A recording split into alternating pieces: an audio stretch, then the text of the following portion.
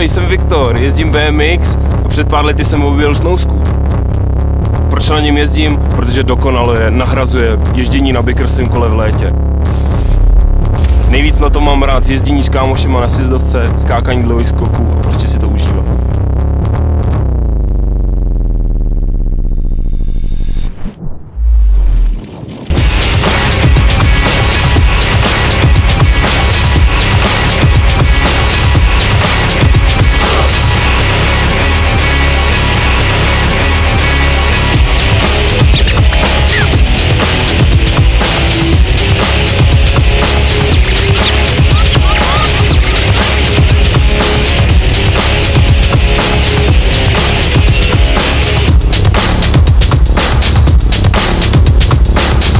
Don't stop, grab a Snickers.